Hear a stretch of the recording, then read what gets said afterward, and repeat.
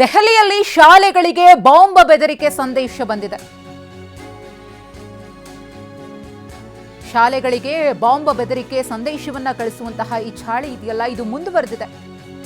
CRPF public ಶಾಲೆ, scent Thomas, DAV public ಶಾಲೆ, ಹೀಗೆ ಈ ಮೂರೂ ಶಾಲೆಗಳಿಗೆ ಇಮೇಲ್ ಮೂಲಕ ಬಾಂಬ್ ಬೆದರಿಕೆ ಸಂದೇಶ ಬಂದಿದೆ. ಈ ರೀತಿ ಸಂದೇಶ ಬಂದಿದೆ ಅನ್ನೋದು ಗೊತ್ತಾಗ್ತಾ ಇದ್ದ ಹಾಗೆ ಶಾಲಾ ಆಡಳಿತ ಮಂಡಳಿ ಪೊಲೀಸರಿಗೆ ಮಾಹಿತಿಯನ್ನ ಕೊಟ್ಟಿದ್ದಾರೆ.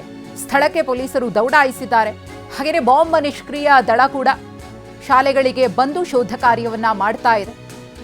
ಇತ್ತೀಚಿನ ದಿನಗಳಲ್ಲಿ ಗಮನಿಸ್ತಾ ಇದ್ದೀವಿ ಯಾವ ರೀತಿಯಾಗಿ ಶಾಲೆಗಳನ್ನ ಟಾರ್ಗೆಟ್ ಮಾಡಿಕೊಂಡು, ಕೋರ್ಟ್ಗಳನ್ನ ಟಾರ್ಗೆಟ್ ಮಾಡಿಕೊಂಡು ಇಮೇಲ್ ಮುಖಾಂತರವಾಗಿ ಬಾಂಬ್ ಬೆದರಿಕೆ ಸಂದೇಶವನ್ನ ಕಳಿಸಲಾಗ್ತಿದೆ ಅಂತ ಹೇಳಿ ಅದು ಮುಂದುವರೆದಿದೆ.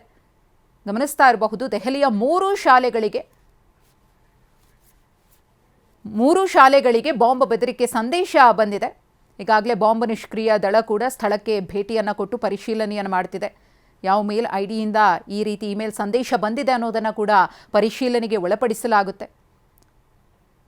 ಈ ಹಿಂದೆಯೂ ಕೂಡ ಇಂತಹ ಒಂದು ಬೆದರಿಕೆ ಸಂದೇಶಗಳು ಬಂದಂತಹ ಸಂದರ್ಭದಲ್ಲಿ ಅದೆಲ್ಲವೂ ಕೂಡ ಹುಸಿ ಸಂದೇಶಗಳು ಅನ್ನೋದು ಗೊತ್ತಾಗಿತ್ತು. ಭೀತಿಯನ್ನು ಹುಟ್ಟಿಸುವಂತಹ ಕಾರಣಕ್ಕೋಸ್ಕರ ಒಂದಷ್ಟು ಕಿಡಿಗೇಡಿಗಳು ಈ ರೀತಿಯ ಕೃತ್ಯವನ್ನ ಪದೇ ಪದೇ ಮಾಡ್ತಾನೆ ಇದ್ದಾರೆ. ಸಿಆರ್ಪಿಎಫ್ ಪಬ್ಲಿಕ್ ಶಾಲೆ, ಸೆಂಟ್ ಥಾಮಸ್ ಹಾಗೆಯೇ ಡಿಎವಿ ಪಬ್ಲಿಕ್ ಶಾಲೆ, ಈ ಮೂರೂ ಶಾಲೆಗಳಿಗೆ ಇಮೇಲ್ ಮೂಲಕ ಬಾಂಬ್ ಬೆದರಿಕೆ ಸಂದೇಶ ಬಂದಿದೆ ಅನ್ನೋದು ಗೊತ್ತಾಗಿದೆ.